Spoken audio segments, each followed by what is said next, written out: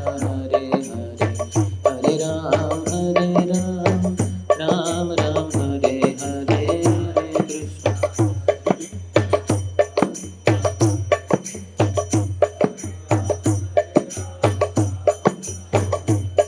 हरे कृष्ण हरे कृष्ण कृष्ण कृष्ण हरे हरे, हरे राम राम राम हरे हरे,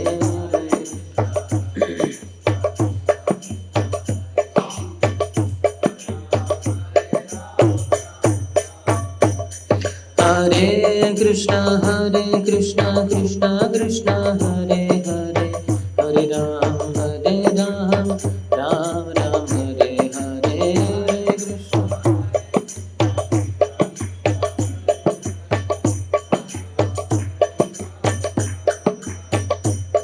हरे कृष्ण हरे कृष्ण कृष्ण कृष्ण हरे हरे, हरे राम राम राम हरे हरे,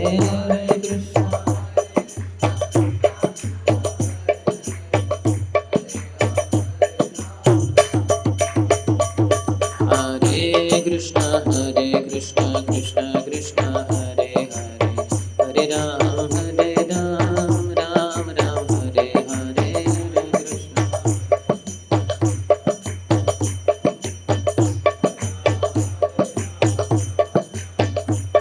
हरे कृष्ण हरे कृष्ण कृष्ण कृष्ण हरे हरे, हरे राम राम राम हरे हरे,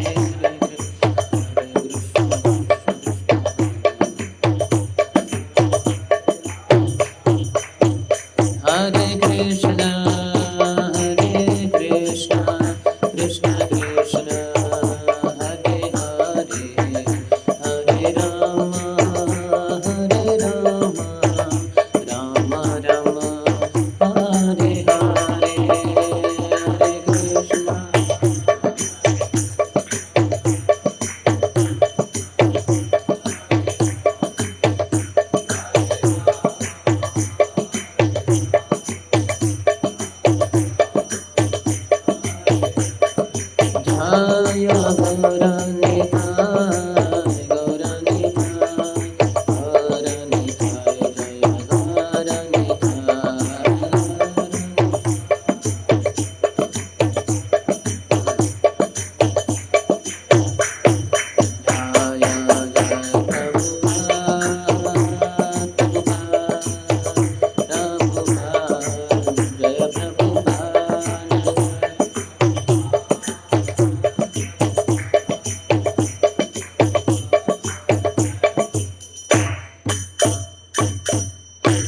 जय ओम विष्णुपाद परमहंस परिव्रजकाचार्य अष्टोत्तरशत श्री श्रीमती डिवाइन ग्रेस अभय चरणारविंद भक्ति वेदांत स्वामी शिल प्रभुपाद की, ISKCON founder Acharya BBT founder Acharya saviour of the whole world Shrila Prabhupada की जय। ओम विष्णुपाद परमहंस परिव्रजकाचार्य अष्टोत्तरशत श्री श्रीमद भक्त सिद्धांत सरस्वती गोस्वामी ठाकुर शिल प्रभुपाद की, अनंत कोटि वैष्णव वृंद की, नामाचार्य शिल हरिदास ठाकुर की।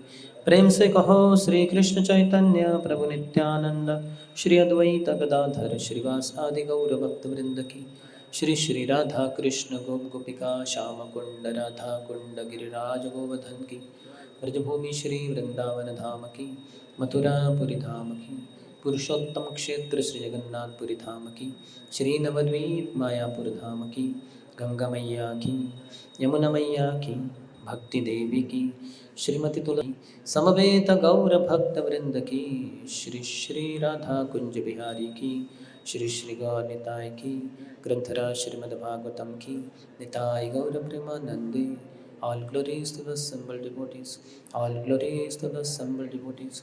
All glories to the assembled devotees.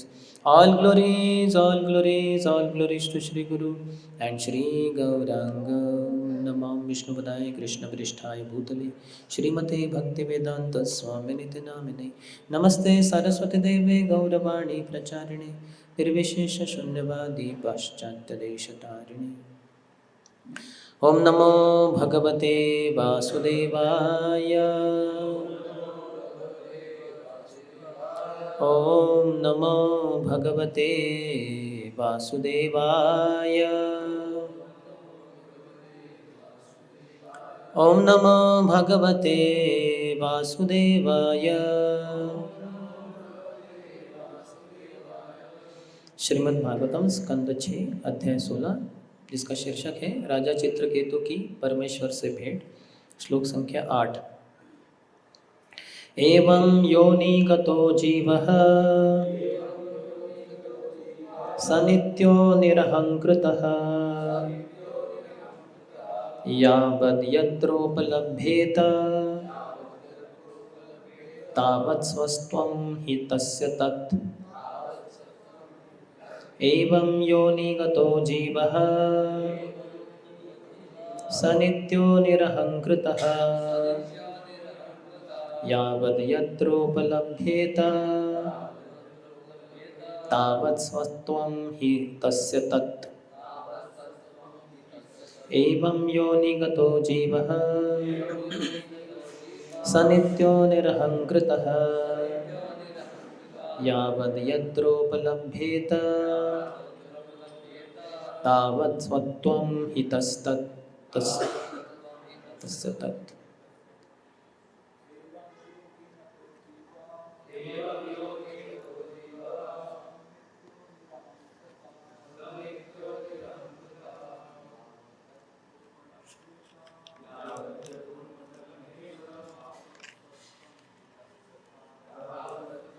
Hari Hari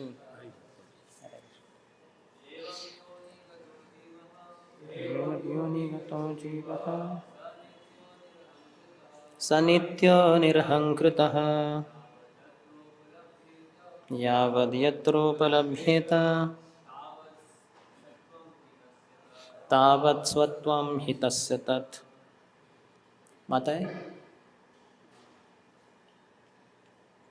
इसका शब्दशः अर्थ, अनुवाद और तात्पर्य कृष्ण कृपा से मूर्ति अभय चरणारविंद भक्तिवेदांत स्वामी श्रील प्रभुपाद के द्वारा।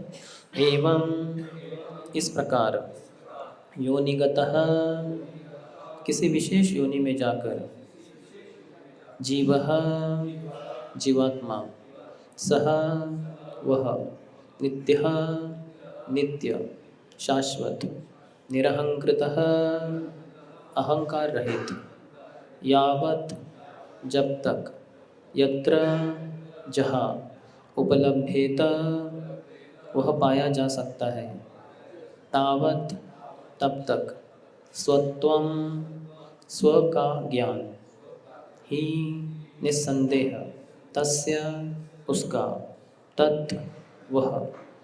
अनुवाद, भले ही एक जीवात्मा मर्त्य देहों के संबंधों के कारण दूसरी जीवात्मा से संबंध जान पड़े, किंतु जीवात्मा शाश्वत है। वास्तव में शरीर ही जन्मता है और नष्ट होता है, जीवात्मा नहीं। हमें यह नहीं मान लेना चाहिए कि जीवात्मा की उत्पत्ति या मृत्यु होती है। जीवात्मा का तथाकथित माता पिता से कोई संबंध नहीं होता। जब तक जीवात्मा अपने पूर्व कर्म के फलस्वरूप किन्हीं माता पिता का पुत्र बनकर प्रकट होता है, तभी तक माता पिता द्वारा प्रदत्त शरीर से उसका नाता रहता है। इस प्रकार वह अपने को मिथ्या ही उनका पुत्र मानकर अत्यंत स्नेह जताता है। मरने के बाद यह संबंध नष्ट हो जाता है। ऐसी परिस्थितियों में मनुष्य को झूठे ही हर्ष तथा शोक में लीन नहीं होना चाहिए।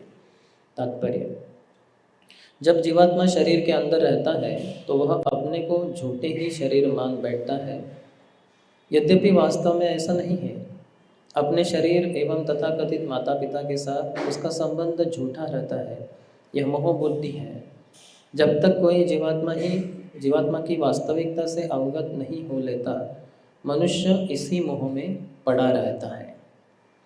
ज्ञानतिमिरन्धस्य ज्ञानाञ्जनशलाकया चक्षुरुन्मीलितं येन तस्मै श्रीगुरवे नमः। श्रीचैतन्यमनोभीष्टं स्थापितं येन भूतले स्वयं रूपः कदा मह्यं ददाति स्वपदान्तिकं। वन्देऽहं श्रीगुरोः श्रीयुतपदकमलं श्रीगुरो वैष्णवांश्च श्रीरूपं साग्रजातं सहगणा रघुनाथान्वितं तं सजीवं साद्वैतं सावधूतं परिजनसहितं कृष्णचैतन्यदेवं श्रीराधा कृष्णपादान् सहगणा ललिता श्रीविशाखान्वितांश्च वाञ्छाकल्पतरुभ्यश्च कृपासिन्धुभ्य एव च पतितानां पावनेभ्यो वैष्णवेभ्यो नमो नमः। जय श्री कृष्ण चैतन्य प्रभु नित्यानंद श्री अद्वैत गदाधर श्रीवास आदि गौर भक्त वृंद। हरे कृष्णा कृष्ण कृष्ण हरे हरे, हरे राम राम राम हरे हरे।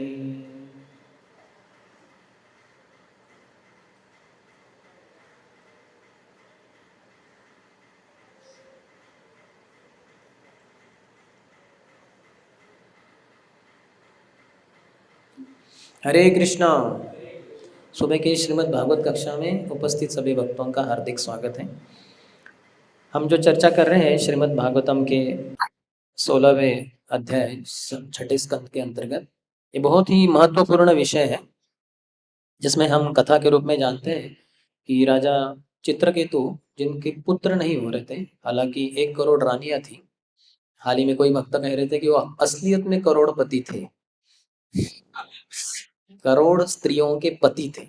तो तो संपत्ति बहुत थी, तो वैसे तो वो अरबपति खरबपति थे, लेकिन पत्नी 1 करोड़ थी तो करोड़पति थे वो।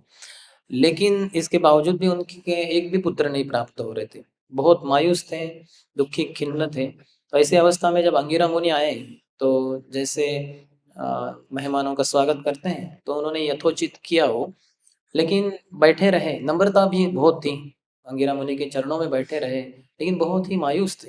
तो अंगिरा मुनि ने कहा, क्या हुआ राजन, क्या बात है? तो उन्होंने कहा कि मेरे पुत्र नहीं है, सब कुछ है जीवन में तो एक चीज नहीं है, पुत्र। हम देख सकते हैं कैसे संसार है, एक चीज नहीं है, इतना कुछ है उनके पास। जैसे हमने चर्चा की है, अरबों खरबों रुपए थे, राजा थे, सम्राट थे, इतनी पत्नियां थी, सब धन ऐश्वर्य, खाने के लिए ऑर्गेनिक फूड था, स्वच्छ पानी था, शुद्ध हवा थी, सब कुछ था, लेकिन सिर्फ एक ही चीज नहीं है, छोटी सी चीज, एक बालक, पुत्र नहीं है। तो ऐसे भौतिक संसार है, तो खिन्न थे। तो फिर अंगिरा मुनि ने उनके ऊपर आशीर्वाद देकर उनके लिए एक यज्ञ करवाया, जिसके फलस्वरूप जो यज्ञ का आहुति प्राप्त हुआ, यज्ञ फल, उन्होंने कहा कि आपके सबसे प्रिय पत्नी को दीजिए। तो वो पहली पत्नी उनकी कृतज्ञ थी, तो उनको दिया।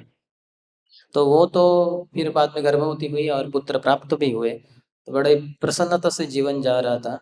बालक बढ़ रहा था, छोटा छोटा बालक था वो, लेकिन क्योंकि बालक वो कृतद्युति का था तो उसके ही गोद में ज्यादा रहता था, और राजा का स्वाभाविक रूप से फिर बालक के प्रति आसक्ति, और उसके कारण वो बालक की माँ, उनकी पहली पत्नी, पहली रानी, कृतद्युति के प्रति बहुत आसक्ति हो गई, और बाकी रानियों को उन्होंने दुर्लक्षित कर दिया। तो हम देख सकते हैं संसार में कैसे हमारे जीवन में बहुत हर्ष हो सकता है, एक चीज थोड़ा दुर्लक्षित हो गई तो कितनी बड़ी समस्या पैदा कर सकती है। तो इसके कारण उनकी पत्नियां जो दुर्लक्षित रही वो बड़ी क्रोधित हुई, क्योंकि स्वाभाविक रूप से हम भी देखते हैं भक्ति में, अगर हम दुर्लक्षित होते हैं, भक्ति में हो या कोई भी सामान्य व्यक्ति हो, क्योंकि जीवात्मा मूलतः आया है उस संसार से, गोलोक वृंदावन से, इस संसार में अपने आप को केंद्र में रखने के लिए। तो अगर मैं केंद्र में हूँ तो सभी ने मुझे देखना चाहिए, मुझे ध्यान देना चाहिए, मुझे आ, जो भी चाहिए उसकी जरूरत, मेरी जरूरतों को पूर्ति करना चाहिए। तो उनको तो बेचारियों को कोई भी ध्यान नहीं दे रहे थे राजा। तो बड़े क्रोधित होकर उन्होंने सोचा इसकी जड़ तो ये बालक ही है, तो न रहेगा बांस न बजेगी बांसुरी, बालक को ही मिटा देते हैं। तो हालांकि अच्छे घरानों से थी वो, बहुत ही सुसंस्कृत स्त्रियां थी वो, और पुण्यात्माएं भी थी, लेकिन ऐसा कुछ हो जाता है तो अगर हम किसी प्रामाणिक साधु के नित्य संपर्क में नहीं है, श्रवणम कीर्तनम नहीं चल रहा है, तो मन हमें कहीं भी बहका के लेके जा सकता है। तो इतनी बहक गई है कि इतने छोटे मासूम बालक को उन्होंने जहर पिला दिया। तो किसी को जहर पिलाना बहुत बड़ी बात होती है, यानी उसको मार डालना।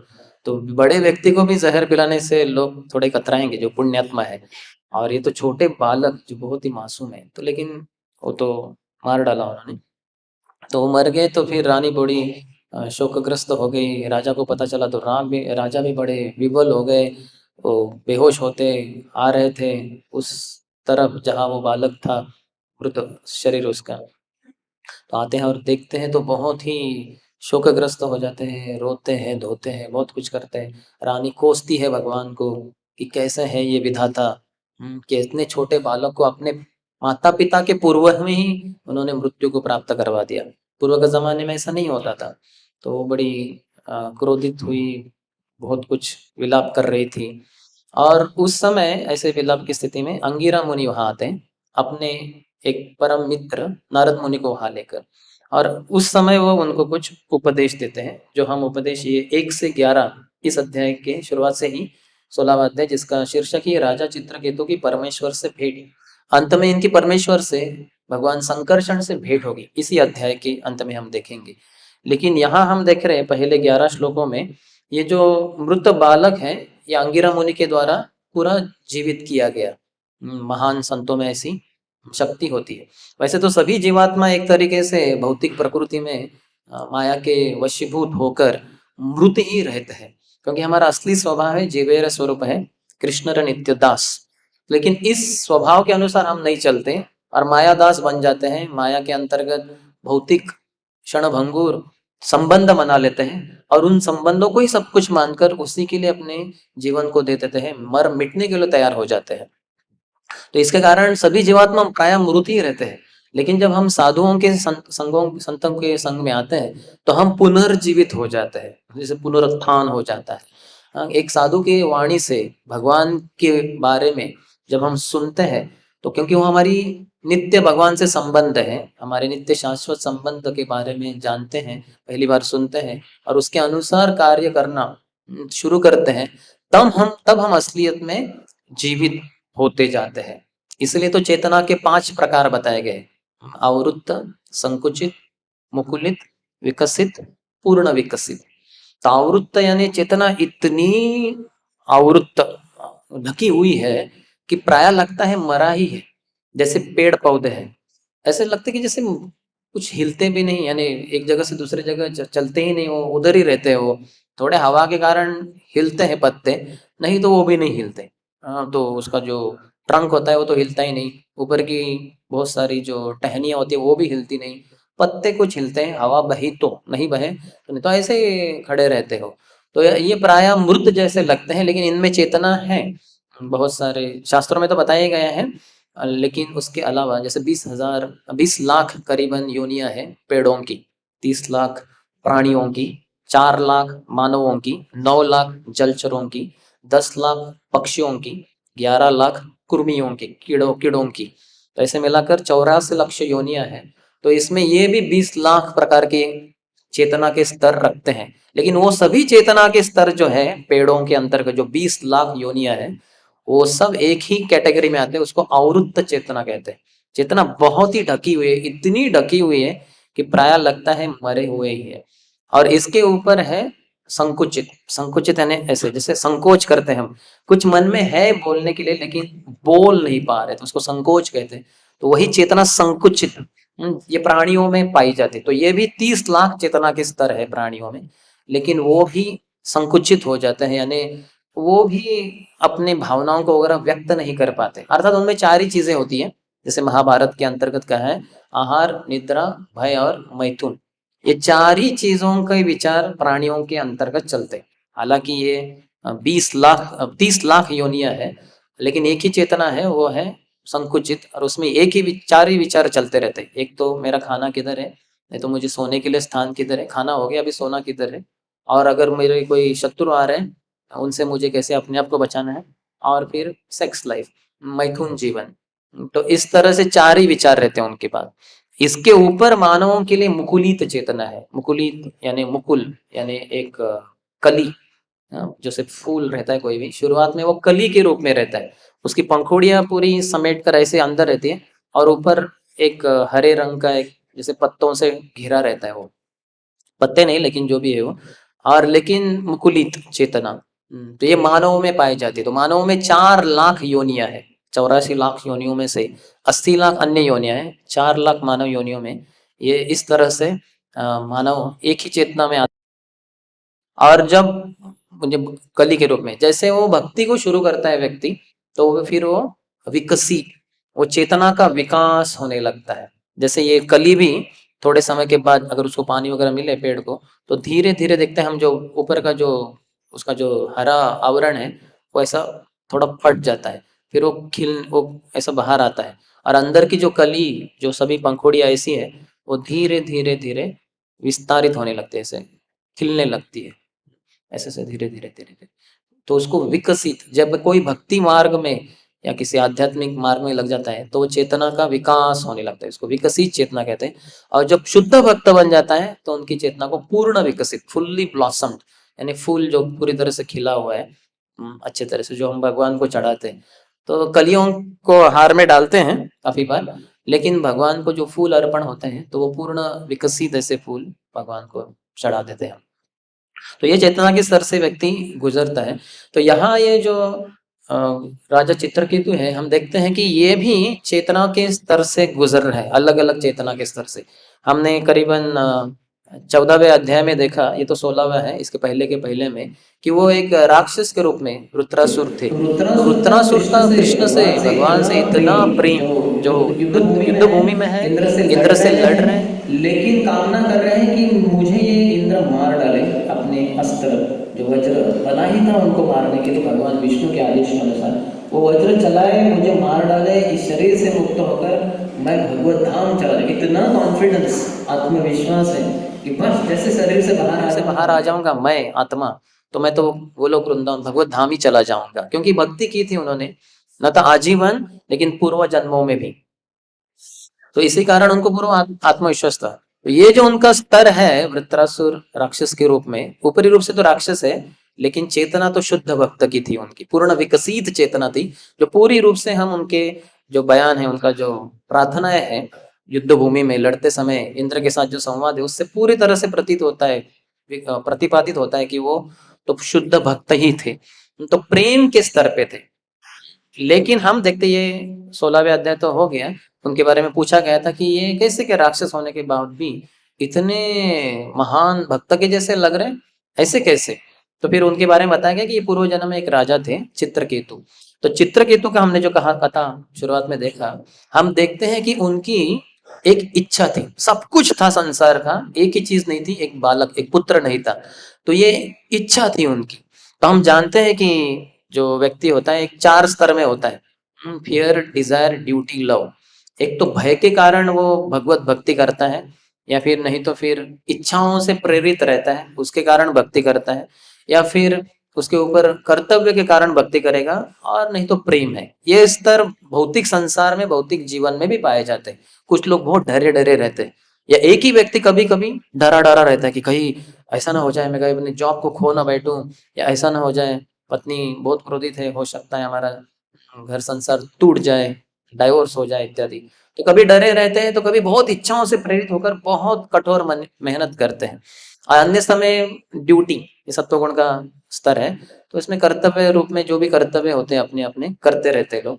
और दूसरा है प्रेम होता है दूसरे अन्य लोगों से, पत्नी से, बच्चों से, माता पिता से इत्यादि। तो ये 4 स्तर हमेशा रहते हैं। तो राजा चित्रकेतु का पहला हम देखते स्तर था वो इच्छा का, कि मुझे एक पुत्र चाहिए, सब कुछ है संसार का लेकिन पुत्र नहीं है। तो पुत्र कामना के कारण वो प्रेरित थे, और पुत्र प्राप्त भी हुआ, लेकिन अन्य रानियों के द्वारा उसका जब वध किया गया, मृत्यु, खून किया गया उसका, मारे गए वो, तो फिर ये भयग्रस्त हो गए। अभी क्या होगा, हाँ पुत्र के बिना क्या होगा, कैसे जीऊंगा मैं, पत्नी भी वही सोच रही है, और फिर आगे राजपाट कैसे बढ़ेगा, इसके लिए तो पुत्र चाहिए था उनको। तो अभी भय से वो पूरी तरह से भर गए हैं अभी। लेकिन ये पुत्र जब जीवित हो रहा है, ये सदुपदेश दे रहा है अंगिरा मुनि के द्वारा, जब ये पुत्र पुनर्जीवित किया गया साधु की कृपा से, तो वो जो वचन बोल रहा है, ये सब बालक के ही वचन है जो हम सुन रहे हैं यहाँ। तो इसके द्वारा उनको कर्तव्य के स्तर पे लाया जाएगा। यहाँ जैसे बताया गया है, भले ही एक जीवात्मा मर्त्य देहों के संबंधों के कारण दूसरी जीवात्मा से संबंध जान पड़े, किंतु जीवात्मा शाश्वत है। वो ऐसे सत्यवाणी बोल रहा है भगवत गीता, जातस्य ही ध्रुव मृत्यु ध्रुवम जन्म मृतस्य च तस्माद् अपरिहार्यते न त्वं शोचितुम अर्हसि। जिसका जन्म हुआ है उसका मृत्यु निश्चित है, जिसका मृत्यु हुआ उसका पुनर्जन्म निश्चित है। तो इसलिए ये जो आवागमन चलता रहता है, जाना आना, चला गया मृत्यु हो गया, आ गया जन्म हो गया, तो जाना आना चलता ही रहता है जीवात्मा का। एक शरीर दूसरे शरीर, एक ब्रह्मांड दूसरे ब्रह्मांड, एक योनि दूसरा योनि। तो ये जो आवागमन चल रहा है, इससे कभी तुम मोहग्रस्त मत होना। न त्वम शोचितुम अर्हसि। जब कभी किसी की मृत्यु हो गई तो सोच में यानी बहुत शोकग्रस्त मत हो जाना। ओ वो चले गए, कहाँ चले गए, ऐसे अचानक कैसे चले गए, वो तो कहे थे कि 1 साल के बाद, जो भी। तो इतना शोकग्रस्त होता है व्यक्ति मोह के कारण जब वो व्यक्ति चला जाता है। और फिर जब वो आता है संसार में, कोई जीवात्मा जन्म लेता है हमारे बालक के रूप में, पोते के रूप में इत्यादि, तो इतना मोहग्रस्त हो जाता है कि अरे हमारा बालक हुआ है, लड़का हुआ या लड़की हुई या जो भी हुआ है ना। बहुत सारे सपने होते हैं, वो साकार करने होते हैं इन बालकों के द्वारा, पोते पोतियों के द्वारा। तो एकदम वो भी मोहग्रस्त हो जाते हैं। तो इसमें मत पड़ो। जब कोई आता है अपने जीवन में, संसार में, शरीर में, तो एकदम आसक्त मत बनो। और जब वो जाता है तब भी शोकग्रस्त मत हो, अपने कर्तव्य करते रहो। तो ये जो सत्व गुण का स्तर है उस पर लाने के लिए ये सब वचन बोले जा रहे हैं एक बालक के द्वारा। बहुत अच्छे वचन है ये, जिसके द्वारा हम सब समझ सकते हैं कि कैसे भावनाओं के स्तर पे जीवन नहीं जीना चाहिए। भावनाएं होनी चाहिए जरूर, लेकिन वो आध्यात्मिक होनी चाहिए, आध्यात्मिक स्तर पे होनी चाहिए, न कि भौतिक स्तर पे। भौतिक स्तर पर जितनी अधिक भावनाओं के हम बलि पड़ेंगे, उतना सुख और दुख के वशीभूत हो जाएंगे। सुख और दुख अंततः दोनों ही दुख देने वाले हैं। क्योंकि सुख भी शारीरिक स्तर पे है और दुख भी शारीरिक स्तर पे है। हम शारीरिक शरीर है ही नहीं, हम तो आत्मा है। तो इसलिए उनको ये जो वचन बताए जाएंगे जा रहे हैं, इनके द्वारा बुद्धि, इनको या द्वारा इनको कर्तव्य के स्तर पे लाया जा रहा है। तो हम देखिए चित्रकेतु राजा वो थे पहले इच्छाओं के स्तर पे, वो जो राजसिक, रजस यानी रजोगुण का वो प्रतीक है। बहुत इच्छा थी कि बालक हो जाए, फिर बाद में शोकग्रस्त हो गए तो अज्ञान का प्रतीक है। अभी ये जो बालक बातें कर रहा है, जो शाश्वत सत्य है, इसके द्वारा इनको कर्तव्य के सत्वगुण के स्तर पे लाया जाएगा। फिर एक महान चीज होगी इनके जीवन में। अंगिरा मुनि लाए थे साथ में नारद मुनि को, जो शुद्ध भक्त है भगवान के। तो वो नारद मुनि उनको फिर उपदेश देते हैं, आध्यात्मिक उपदेश, और एक मंत्र भी देते हैं। ये मंत्र का पाठ करो, 7 दिन में तुम शुद्ध भक्त बन जाओगे। और वो बन भी जाते हैं। और इसी कारण फिर बाद में उनको भगवान संकर्षण की उनको प्राप्ति होती है। उनके लोक जाकर, वहां जहाँ चतुष कुमार भगवान संकर्षण के प्रवचन को सुन रहे थे, वहां ये भी 5 ही जन थे। संकर्षण भगवान 4 जन को उपदेश दे रहे थे, प्रवचन दे रहे थे। सनक, सनातन, सनंदन, सनत कुमार, जो ब्रह्मा जी के 4 पुत्र है।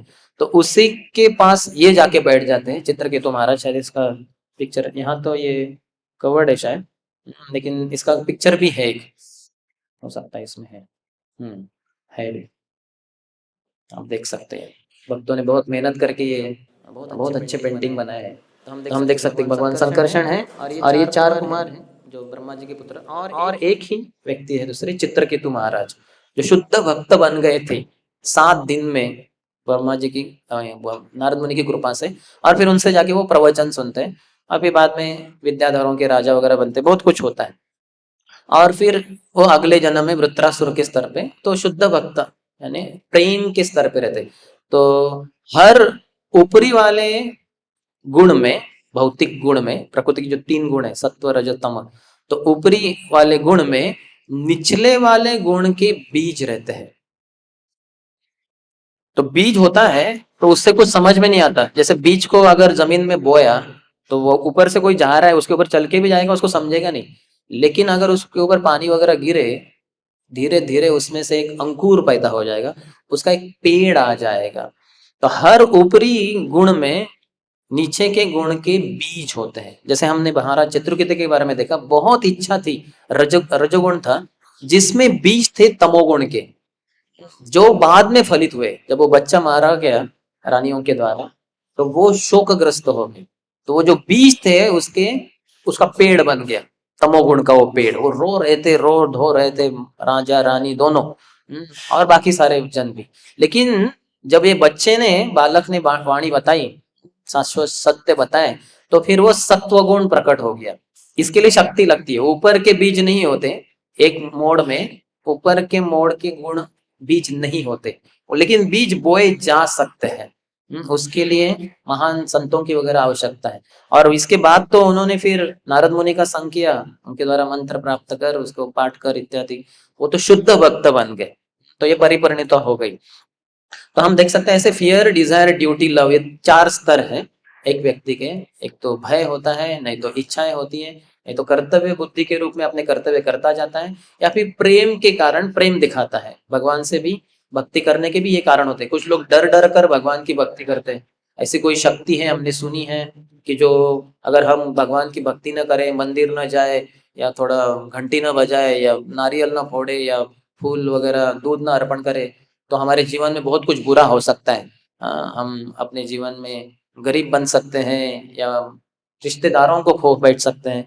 ये सब डर के कारण लोग कुछ भक्ति करते हैं, मंदिर जाते हैं, मस्जिद जाते हैं इत्यादि।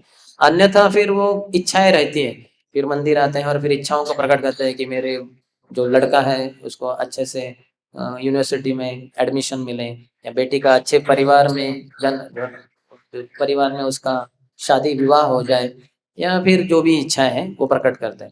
फिर नहीं तो फिर कर्तव्य बुद्धि के रूप में, भगवान के कारण हमें ये शुद्ध हवा मिल रही है, सूर्य प्रकाश, पानी मिल रहा है, खाने को मिल रहा है, तो इसलिए फिर हमें भगवान के मंदिर जाना चाहिए, इस कारण जाते हैं। और शुद्ध भक्त जो होते हैं वो शुद्ध भक्ति के स्तर पे प्रेम के कारण भगवान से भगवान की भक्ति करते हैं। तो ये चार स्तर के लोग हमेशा रहते हैं संसार में। भक्ति भी करते हैं तो चार में से एक रहेगा। तो यहाँ हम देखते हैं कि उनको कर्तव्य बुद्धि पे लाया जा रहा है। ये बालक के द्वारा, जो पहले मृत था, अभी अंगिरा मुनि के द्वारा उनको पुनर्जीवित किया गया है। वो बालक उसी शरीर में वो आया, वो आत्मा जो चली गई थी शरीर से, ऐसा होता नहीं, लेकिन फिर से वापस आ गई। अब वो प्रवचन दे रहे, बहुत अच्छा। जिसमें हमने देखा छठे श्लोक में कि कैसे एक जीवात्मा का प्रवास जारी रहता है, वो एक शरीर से दूसरे शरीर जाता है। तो इसकी तुलना सोने से की गई थी। तो सोना जो होता है, अगर किसी और व्यक्ति के पास है, बहुत सोना है, तो कोई अन्य व्यक्ति उस सोने के कारण उस व्यक्ति को मार डालेगा। इसके पास इतना सोना, वो सोने से भी जलता है और उस व्यक्ति को भी मार सकता है सोने के कारण। लेकिन समझिए, उसका सोना उसको मारकर उसका सोना उसने अपने पास ले लिया। अभी इस सोने से उसको बड़ी आसक्ति हो जाती है, बड़ा प्रेम से दुलारता है उसको, और बहुत सुकून महसूस करता है, बहुत सुखी अपने आप को ये करता है। देखिए, वो सोना उसके पास था, तो ये सोने से इतना जल रहा था, और उसको मार डाला व्यक्ति को, मालिक को। और इसके पास आ गया तो इतना उसको आसक्ति हो गया उस सोने से, इतना प्रेम दिखा रहा है, हाथ लगा रहा है, दुलार रहा है। तो वैसे ही हम देखते हैं, अगर कोई किसी और के बालक वगैरह है तो लोग उससे घृणा करते हैं, लेकिन वही अगर जीवात्मा अपने घर में आ जाए अपने बालक के रूप में, तो हम उसको बहुत प्रेम दिखाते हैं। मराठी में कहते भी है, आपला तो बाब्या, दूसऱ्याचा तो कार्टिया। जो मेरा है वो बाबे है, बहुत ही लाडला दुलारा वगैरह वगैरह। लेकिन दूसरा क्या है, वो कारटिया। कारटिया यानी अभी क्या बताएंगे उसको, यानी बहुत ही वो नालायक है, किसी काम का नहीं इत्यादि, यानी इसको गाली जैसे देते हैं। तो देखते हैं, जीवात्मा तो एक ही है एक तरीके से, यानी वो घूम फिर रहा है, तो वो हमारे पास आ जाता है। तो ये 7वें श्लोक में बताया गया है कि जैसे भौतिक संसार में जो संबंध है, उसके कारण मालकी सत्ता बनाते हैं हम, ये मेरा है करके ऐसे। तो जैसे एक व्यक्ति था, तो पिछले जन्म में बहुत मेहनत करके वगैरह उसने बड़ा हवेली वगैरह बांधा था, बहुत अच्छे शान से जी रहा था। लेकिन जब मृत्यु हो गया, अपने कुकर्मों के कारण उसका जन्म एक मोची के रूप में हो गया, बहुत गरीब मोची जो चप्पल को सिलाता है वगैरह। और उसका जन्म भी ऐसे हुआ कि जो हवेली बनाई थी, बीच में रास्ता था, उस पार जो झोपड़ी में रह रहा था। तो पूर्व जन्म की यादें थी, तो देखता था कि अरे ये तो पूर्व जन्म में मैंने ही हवेली बांधी है, इतना मेहनत करके, और अभी क्या ये जूते ये कर रहा हूं मैं, चलो अपने घर जाता ही हूँ। तो गया, तो अभी उसके बालक बड़े हो गए थे, बच्चे वगैरह, तो वो मालिक थे अभी। तो अंदर जाना इतना आसान नहीं, तो कैसे तो वो घुस गया वो अंदर, और घर के अंदर घुस गया तो इन लोगों ने देखा, अरे ये मोची जो सामने बैठा है अंदर कैसे? बोले भाई साहब अंदर क्या कर रहे हैं आप?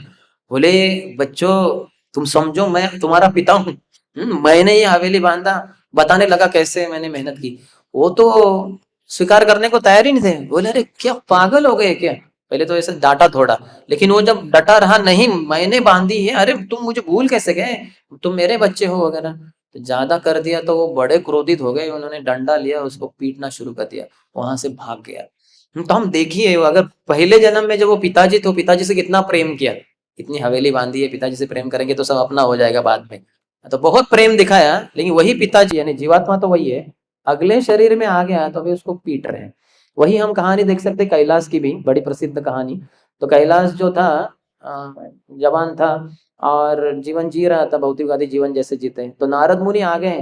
महान संतों की कृपा से कुछ भी हो सकता है। बोले मैं जा रहा हूँ वैकुंठ, चलो कैलाश तुम्हें लेके जाता हूँ। बोले नहीं नहीं, यद गत्वा न निवर्तन्ते तद्धाम परमम मम, भगवान के धाम जो जाता है वापस नहीं आता। तो फिर हम नहीं जाना चाहेंगे, हमें तो बहुत कुछ करना है, अभी तो विवाह करना है, घर बसाना है इत्यादि, तो बाद में देखेंगे, बाद में आइए।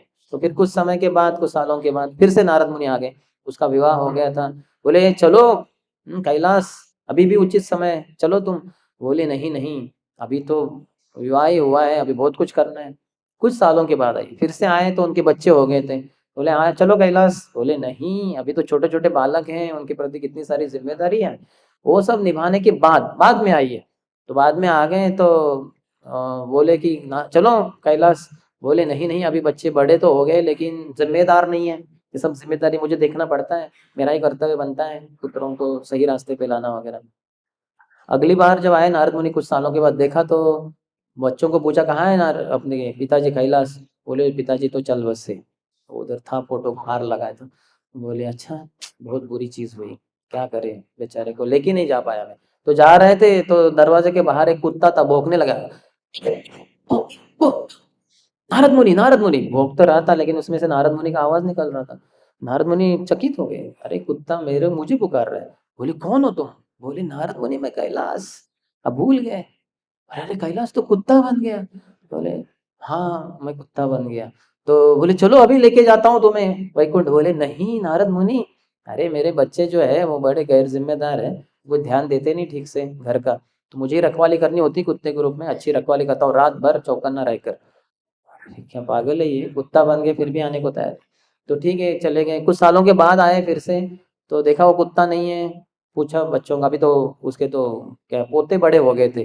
तो बोले कहाँ है वो कुत्ता? बोले वो तो मर गया वो बहुत बुरा हुआ है, कैलाश के कुत्ते के रूप में भी मैं उसका उद्धार नहीं कर पाया। तो जा रहे थे खेत से तो वहां एक सर्प था। तो बोले नारद मुनि वो भी बोल रहा था। बोले कौन हो तुम? बोले मैं कैलाश। बोले अरे कैलाश तू सांप बन गया है? बोले हाँ नारद मुनि अभी मैं सांप बन गया। बोले चलो इस जीवन में लेके जाता हूँ। बोले नहीं, मेरे जो पोते हैं गैर जिम्मेदार हैं, खेत की रखवाली करते नहीं, और यहाँ बहुत सारे चूहे वगैरह है, तो उसको मैं खाता हूँ और खेत की रखवाली करता हूँ। तो मैं नहीं आ सकता। तो नारद मुनि जान के ये तो लातों का भूत है, बातों से सुधरा ही नहीं, माना ही नहीं। तो सब जो उनके पोते थे उनको बोला, अरे आजा आजा इधर देखो एक बड़ा सर्प है, काटेगा किसको, मार डालेगा। तो तुरंत आ गए सब पोते लाठी लेकर, मार मार के, और वो चिल्ला रहा था, अरे पोतो मैं तुम्हारा दादा, मैं यहाँ रखवाली कर रहा हूँ खेत की। उनको कहाँ समझ में आता है सांप की भाषा। मार के उसको मार डाला, तो आत्मा को नारद मुनि लेकर वैकुंठ धाम चले गए। तो ये लातों के भूत बातों से नहीं मानते, इसका साक्षात ये उदाहरण है ये कैलाश। तो हम देख सकते हैं कि कैसे हम आसक्त रहते हैं, और वो आसक्ति भी क्या बेवकूफी है, कितनी मूर्खता है। ऐसे लोगों के प्रति आसक्ति दिखाते हैं हम, सोचकर कि वो हमारे लिए भला करेंगे, लेकिन कहाँ भला करेंगे, वो तो मार दिया उनको। हाँ, बेटों ने उसको कुत्ते के रूप में भी मारते थे, और पोते उसको मार ही डाला उसको, उस सांप को। हालांकि उनका ही दादा थे वो। तो इस रूप से हम दिखाते, यहाँ तो दूर की बात है, दूसरे जन्मों की बात है, शरीर बदल गया।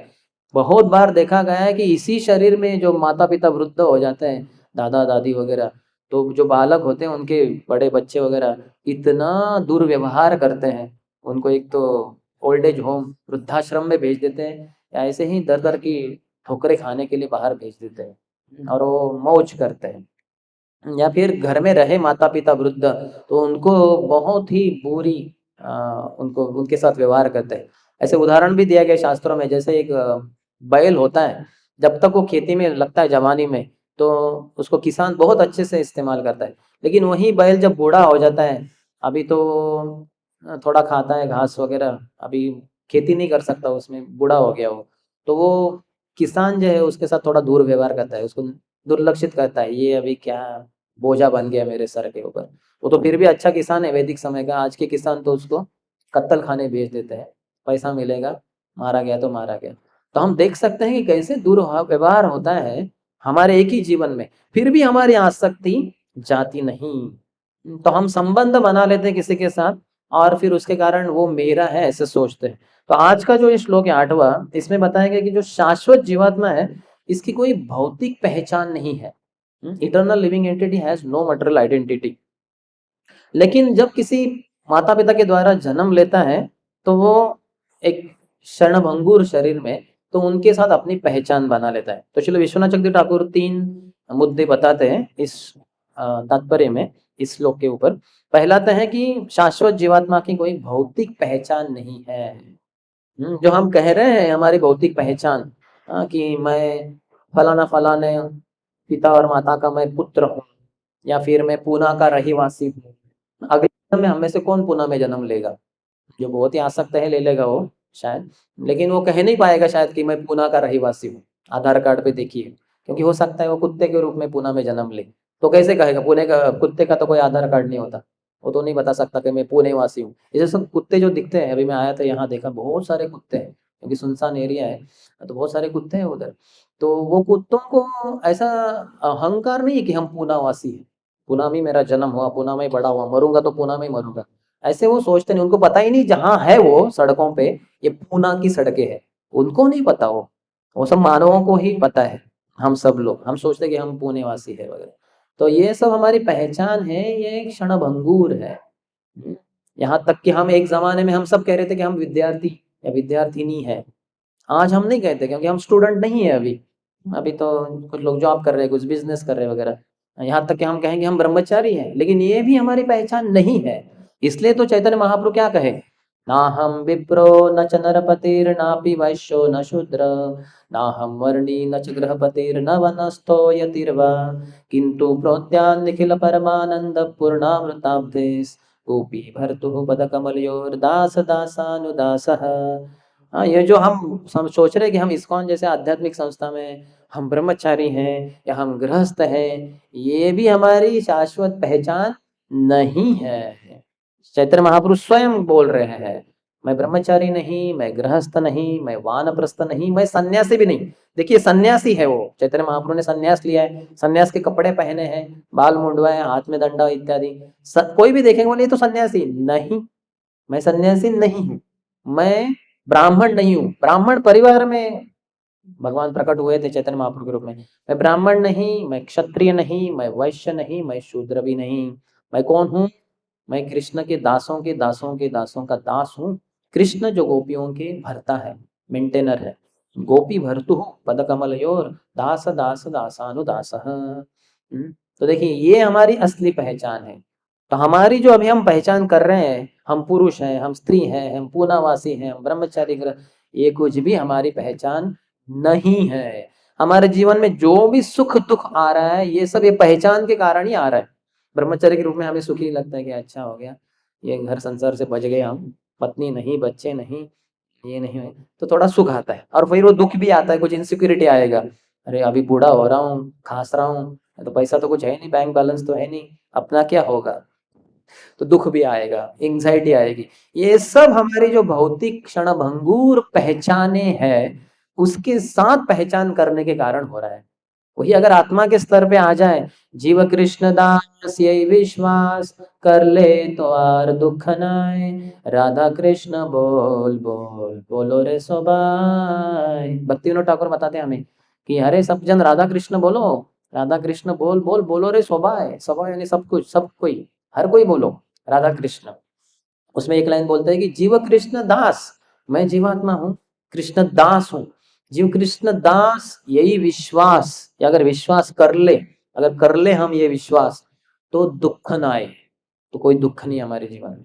अतः सुख भी नहीं, तो क्या है फिर? सुख नहीं दुख नहीं, क्या पत्थर है? क्या पत्थर नहीं, आनंद ही आनंद है।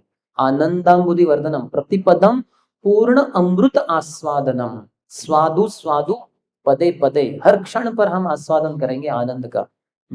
वो कहते हैं कि सुसुखम कर्तुम अव्ययम, भगवान कहते हैं भगवद गीता में कि भक्ति का जो मार्ग है इसमें सुसुखम है, न तो जस सुख, आनंद की प्राप्ति हर पथ पे होगी। तो इस स्तर पे हम सबको आना है। तो विश्वनाथ चक्रवर्ती ठाकुर कहते हैं कि शाश्वत जीवात्मा की कोई भौतिक पहचान नहीं होती, लेकिन जब हम अपने कर्मों के अनुसार कर्मणा दैव नेत्रेण जंतुर्देह उपपत्तये, जब हम अपने किसी एक शरीर में जन्म लेते हैं, माता के गर्भ से जन्म लेते हैं, और फिर वो या हमारी माँ या हमारे पिता, जो मैं इनका पुत्र हूँ, ये जो हम पहचान करते हैं अपनी भौतिक क्षणभंगुर स्थिति से, तो तुरंत फिर ये मेरी माँ, ये मेरे पिता, ये ममकार बढ़ जाता है, अहंकार कि मैं यहाँ जन्म लिया हूँ, तो ये मेरी माँ, ये मेरे पिता, फिर ये दादा दादी, नाना नानी, चाचा चाची, मामा मामी, हजारों लाखों करोड़ों हमारे संबंध बन जाते हैं। ये सब ममकार में हम फंस जाते हैं, क्योंकि अहंकार है कि मैं इनका पुत्र हूँ, मैं पुत्र हूँ, तो फिर ये मेरे माँ, ये मेरे पिता, ये ममकार में फंस जाते हैं। और तीसरा जो मुद्दा वो कहते हैं,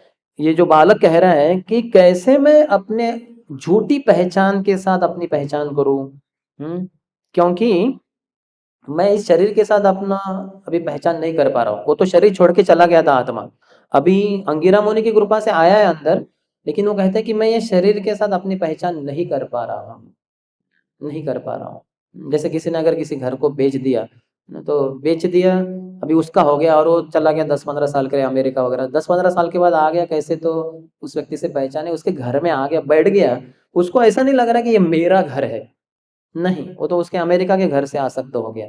तो ठीक है, आपके घर में आया हूँ, हाँ इस घर में मैं रहता था पहले, वो तो 10 साल पहले की बात है। तो वो घर के साथ मैं मालिक हूँ ये पहचान नहीं कर पा रहे। ये बालक भी कह रहा है कि मैं इस शरीर के साथ अपनी पहचान नहीं कर पा रहा हूँ। तो वो कहते हैं कि इसलिए मुझे आप फिर से इस शरीर में प्रवेश करने को लिए जो बोल रहे हैं और इसी में रहने को बोल रहे हैं, ये उचित नहीं है। अंगिरा मुनि को ये बालक बोल रहा है, अर्थात वो अंगिरा मुनि कुछ गलती नहीं कर रहे हैं। अंगिरा मुनि ये कटु वचनों के द्वारा, सत्य है, सत्य कड़वा होता है काफी बार, तो तो वह कटु वचनों के द्वारा राजा की जो आसक्ति है, जो अभी तक छूटी नहीं है, बालक मर गया है लेकिन इतना शोकग्रस्त से वो अपनी आसक्ति वो दिखा रहे हैं, तो उस आसक्ति को काट रहे हैं ये कटु वचनों के द्वारा। तो अंगिरा मुनि ने यूं उनके ऊपर ये किया है। तो यहाँ हम देख सकते हैं हमारे लिए सीखने के लिए क्या है, हम इस संसार में किसी से भी संबंधित नहीं है असलियत में, वास्तव में, शारीरिक भौतिक स्तर पे, आध्यात्मिक स्तर पे है, क्योंकि हम भगवान भगवान की संपत्ति है। हम किसी की संपत्ति नहीं है, हम सिर्फ एकमात्र भगवान की संपत्ति। भगवान स्वयं कह रहे ममैवांशो जीवलोके जीवभूतः सनातनः अनशष्टानि इंद्रियाणि प्रकृतिस्थानि कर्षति।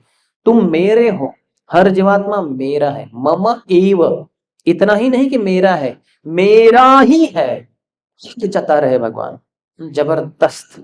और उसमें कोई चैलेंज कर नहीं सकता, नहीं आपका नहीं है, मेरा है जीवात्मा, नहीं, भगवान के ही हम सब। तो ममैवांश जीवलोके जीवभूत सनातन। तो हम इस संसार में किसी से भी भौतिक स्तर पे संबंधित है ही नहीं। जितना माया में है, जितना ये भ्रम हम प्राप्त किए है, उतना सोचते हैं कि मैं ये हूँ, मैं ये पूनावासी हूँ, मैं ये हूँ, मैं वो हूँ। ये कुछ भी हम नहीं है। ये एक चीज बताते हैं। अभी थोड़ा और भी बताते हैं, कुछ भक्त बताते हैं कि नवसिखिया कोई भक्त है, भक्ति में कोई नया है, तो हो सकता है कि इस तत्व को गलत समझ बैठकर वो अपने रिश्तेदारों को ही बोलना शुरू कर दे। माँ को बोले अरे माँ तू मेरी माँ नहीं है, तो बोले अरे क्या, अरे मैंने तुझे 9 महीने कोख में रखा, जन्म दिया मैंने, तुझे पाला पोसा, अरे नहीं माँ। तो ये इमेच्योरिटी है, ये अपरिपक्वता है, ऐसा नहीं बोलना है। हालांकि हम उस माँ के पुत्र नहीं है, हम भगवान के पुत्र हैं, लेकिन उनको ये नहीं बोलना है। वर्णाश्रम के अंतर्गत हम जिस भी वर्ण या जिस आश्रम में है, उसके अनुसार अपने कर्तव्य करते रहना है, और ऐसी चीजें अपरिपक्वता के कारण नहीं बोलनी है। ये पहली चीज है। समझना बहुत एक तरीके से मुश्किल हो सकता है। हम बोलेंगे मैं तो नहीं हूँ ना, कुछ कुछ लोग इमेच्योरिटी के कारण ऐसा बोल देते हैं। हम जब स्टूडेंट थे, शायद 98 की बात होगी या 99 जो भी है, हमारे भारतीय विद्यापीठ कॉलेज ऑफ इंजीनियरिंग में सेमिनार चल रहा था एक ब्रह्मचर्य के द्वारा। मैं स्टूडेंट था, मैं ऑर्गेनाइजर था उस प्रोग्राम का। तो 5th सेशन चल रहा था डिस्कवर योर सेल्फ का, पांचवा। तो चौथा था साइंस ऑफ सोल, आत्मा का विज्ञान। तो उसमें वो प्रचारक ने ये कहानी शायद बताई थी और बताया था कि हम तो आत्मा है, हम शाश्वत है, हम शरीर बदलते रहते हैं। तो हम जो बोल रहे हैं ये माँ ये पिता ये तो क्या, तो क्षणभंगुर है, ये तो हमारी असली पहचान नहीं है। तो एक लड़के ने घर में जाके अपने माँ को ऐसे बोल दिया, अरे माँ तू क्या मेरी माँ, अरे मैं तो किसी का पुत्र नहीं, तो मैं भगवान का पुत्र हूँ। तो वो तो हैरान हो गया, अरे क्या पागल हो गया, आज अचानक ऐसे कैसे बोल रहा है। बोले आज हमने सेमिनार सुना हमारे इंजीनियरिंग कॉलेज में, एक साधु आए थे वगैरह। तो उन्होंने पिता को बताया, वो माँ ने, कि अरे देखिए क्या बोल रहा है, पागल हो गया है। तो पिताजी ने प्रिंसिपल को कॉल किया, हमारे हमारे कॉलेज की बात बता रहा हूँ। बोले क्या कैसे सेमिनार करवा रहे हैं, हमारे बच्चे को किसी ने भूला भटका दिया, बोल रहे हम आपके पुत्र नहीं इत्यादि वगैरह। तो प्रिंसिपल को पता नहीं था, क्योंकि हमने तो एचओडी के परमिशन से वगैरह एक डिपार्टमेंट में ले रहे थे ये सेमिनार। तो वो क्या हो गया, फॉर्चुनेटली एक प्रोफेसर थे अंदर ही, तो उन तक बात पता चली, एचओडी के पास बात आ गई, या प्रिंसिपल ने ऑर्डर छोड़ दिया, कहाँ प्रोग्राम चल रहे सेमिनार देखो। तो वो सिपाही घूम रहे थे, कहाँ उनको भी पता नहीं था कहाँ चल रहे। तो कैसे तो ये प्रोफेसर के पास आ गई वो न्यूज। तो प्रोफेसर आ गए, वो भक्त थे हमारे बहुत अच्छे, तो वो आ गए। और फिर मैं ऑर्गेनाइजर था और मैं फ्री था, क्योंकि प्रचारक प्रवचन दे रहे थे, लड़के लड़कियां सुन रहे थे। तो मैं देख रहा था सब क्या चल रहा है। तो उन्होंने मुझे बुलाया, तो मैं गया उनके, बोले क्या हुआ प्रभु। बोले प्रभु ऐसा ऐसा हुआ है, सिपाही लोग आ ही रहे हैं, ये प्रचारक को ढूंढते ढूंढते, कहाँ चल रहा है सेमिनार। बोला अच्छा ऐसा है क्या। तो फिर ओके ठीक है मैं संभालता हूँ। तो फिर मैंने गया, अभी प्रवचन चल रहे थे, वो प्रवचनकार तो बहुत ही एकदम इसमें थे। तो मैं गया उनके पास, जाना नहीं चाहिए, तो गया मैं एकदम पास में। और फिर उनके कान में, उनको उनको समझ में आ गया कुछ तो पास में आ रहे, कुछ तो बोलना चाहते थे। उनके कान में बोला, प्रभु आपकी खोज में आ रहे हैं कुछ लोग, तो आपको तुरंत प्रवचन बंद करके यहाँ से निकलना है। कैसे निकलना है मैं बताऊंगा, क्योंकि मैं इसी कॉलेज का स्टूडेंट हूँ, मुझे सब रास्ते पता है। तो फिर वो तुरंत फिर उन्होंने कहा कि अभी आज का सेमिनार यहीं पे अंत होता है, तो आप अगर ऐसे कुछ तो बोल दिया उन्होंने, और तुरंत मैं उनको लेके ऐसे रास्ते से चला गया, जो किसी को पता नहीं, क्योंकि मुझे पता था ये सब रास्ते, क्योंकि हम उस कॉलेज में ही रह रहे थे सालों से। तो हम देख सकते हैं ये अपरिपक्वता में कोई भी भक्त ऐसे बोल सकता है अपने माता पिता को, जो भक्त नहीं है। भक्त है तो अलग बात है, जैसे भक्ति सिद्धांत ठाकुर और भक्ति विनोद ठाकुर का दोनों ही शुद्ध भक्त हैं। भक्ति विनोद ठाकुर कमल मंजरी, भक्ति सिद्धांत ठाकुर नयन मंजरी, दोनों मंजरिया है। और इस साधक के रूप में भी वो महान शुद्ध भक्त ही है। तो वो जोक करते थे, कभी कभी भक्तिनाथ ठाकुर अपने पिता को कहते थे, अरे तुम तो बहुत आसक्त हो, इतने 2 पत्नियों से विवाह किए, इतने बच्चे पैदा किए, बहुत ही आसक्त हो तुम। ऐसे भक्तिनाथ ठाकुर माता पिता और पुत्र है, तो थोड़ा बोल देते थे, उसमें कुछ प्रॉब्लम नहीं है। भक्ति विनोद ठाकुर जानते हैं कि वो तो शुद्ध भक्त है करके, दोनों शुद्ध भक्त हैं। लेकिन हम अपरिपक्वता में ऐसे कुछ वचन न बोल दे, जिसके कारण हमारे जो सगे संबंधी है उनको बेचारों को वो झेल न पाए, क्योंकि उन्होंने तो ये तत्व ज्ञान सुना नहीं है। तो वो बेचारे, उनका हृदय टूट जाएगा, रोने लगेंगे, वो कुछ भी हो सकता है। तो ऐसे नहीं करना है। जब तक हम शुद्ध भक्ति के स्तर पे नहीं पहुंचे, तब तक वर्ण और आश्रम के अनुसार, अपने कर्तव्यों के अनुसार चलते रहना है, और ऐसे कटु वचन नहीं बोलना है, अपने अधिकार के बाहर नहीं जाना है। दूसरा वो कहते हैं कि अगर शुद्ध भक्त के स्तर पे हम आ गए, तो फिर करुणावश अपने ही परिवार वाले या अन्यों के साथ ऐसे कटु वचन भी नहीं बोलना है। उनको ज्ञान देना है, लेकिन ये नहीं बोलना है कि आप मेरे पुत्र नहीं हो वगैरह, ऐसे बोलना उचित नहीं है। करुणा करना चाहिए। अगर उनको थोड़ा ज्ञान आ गया है, भक्ति कर रहे हैं, जप कर रहे हैं, वो भी इस्कॉन के प्रोग्राम जानते हैं, भगवता पढ़े हैं, तो फिर थोड़ा ठीक है। लेकिन करुणावश अन्यों को ऐसा नहीं कहना चाहिए। तो कहते हैं कि a devotee shows affection और mercy to all relatives being cognizant that they are Krishna संपत्ति। तो जो भक्त होता है अपने सभी परिवार वालों के प्रति, सभी तो वैसे तो वसुधैव कुटुंबकम, सब दुनिया वाले अपने ही भाई बहन ही है, कोई बाहर का है ही नहीं, सब अपने ही है, कृष्ण के ही सब पुत्र पुत्रियां है, तो अपने ही भाई बहन है। लेकिन उतना भी नहीं है तो भी अपने जो सगे संबंधी हम मानते हैं, उनके साथ हमें अच्छे से व्यवहार करना है, ये जानकर कि वो कृष्ण की संपत्ति है। और ये नहीं कि मेरे भोग के लिए। तो मेरी माँ है तो मेरे लिए अच्छे स्वादिष्ट पदार्थ बनाए, मैं खाता जाऊँगा, वैसे नहीं। तो माँ के साथ प्रेम के संबंध हो सकते हैं। तो यहाँ चित्रकेतु को यही बताया जा रहा है, जो परमात्मा होते हैं हर किसी के हृदय में है, लेकिन वो न्यूट्रल रहते हैं, उदासीन। हुँ, हमारे सुख में सुखी नहीं होते, हमारे दुःख में दुखी नहीं होते। और हमें ज्ञान और स्मृति और विस्मरणम, मत्तः स्मृतिर्ज्ञानम अपोहनम, ये भगवान देते रहते हैं। तो उसी तरह से हम उसी परमात्मा के हम भी अंश हैं, तो इसलिए हमें भी थोड़ा एक तरीके से उदासीन रहने को आना चाहिए इस संसार में रहते हुए। भौतिक परिस्थितियों में सुख से सुखी नहीं होना, दुख से दुखी नहीं होना। भगवान कितने जगह पे जहाँ एकदम शुद्ध भक्ति की बात नहीं कर रहे, या फिर यहाँ तक कि 12वें अध्याय के 12 से लेके जो श्लोक है शुद्ध भक्तों के, उसमें भी भक्त है बोलते हैं भगवान सम दुख सुख क्षमी। सम, समान रहता है एक भक्त, सुख में भी और दुख में भी। ये बहुत मुश्किल है, सुख में हम बहुत ही प्रफुल्लित हो जाते हैं और दुख में बहुत ही मायूस हो जाते हैं। तो ऐसे उतार चढ़ाव नहीं आने देने हैं हमारे भावनाओं में, भौतिक स्तर पे। तो जो हमारे जो भी भावनाएं थी पहले भौतिक स्तर पे, अभी भक्ति कर रहे हैं, भक्ति में प्रगति करते करते अंदर से उदासीन रहना है और बाहर से श्रवण करते रहना है भगवान के बारे में, भक्तों की सेवा करते रहना है। फिर आगे जाके हमारी आध्यात्मिक भावनाएं विकसित होंगी, फिर आध्यात्मिक स्तर पे हम आनंद की अनुभूति करेंगे।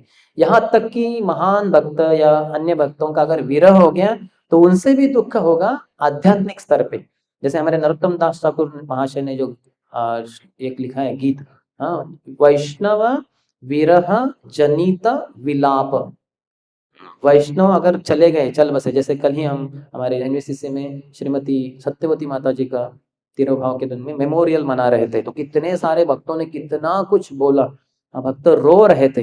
तो ये ठीक है, क्योंकि वो महान वैष्णवी थी, पुणे का जो प्रचार हुआ, जानो माता जी आई मुंबई से यहाँ, तो उनको पहली जो असिस्टेंट मिली वो श्रीमती सत्यवती माता जी रही।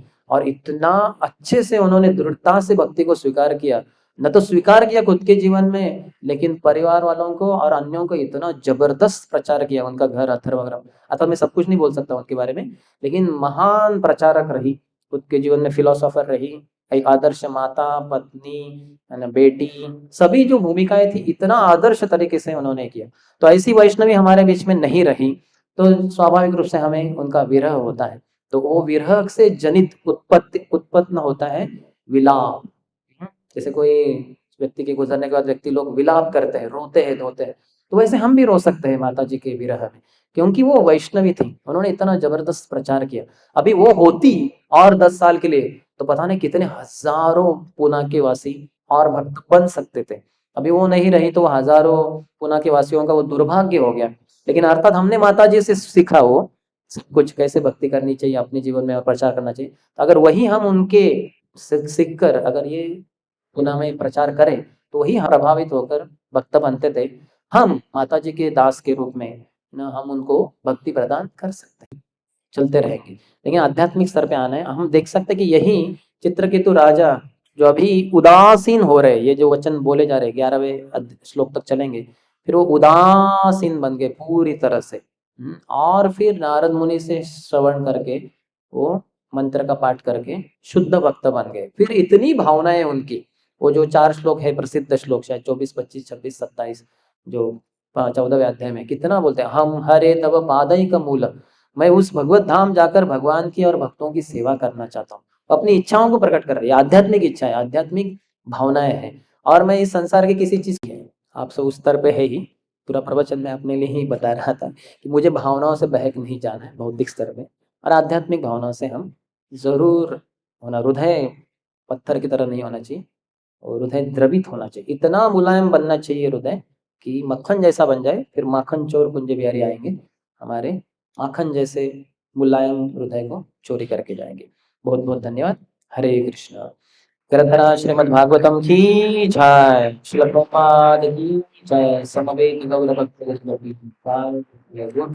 जी।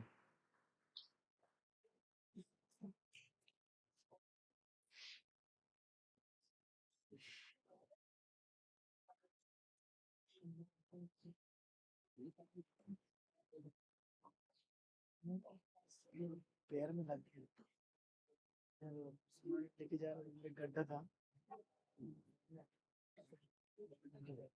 गड्ढे में उधर सिस्टम लगाने के लिए लग गया। खून नहीं आया, पाँव मोजा। उसके बाद से सभी हम लोग बैठे थे।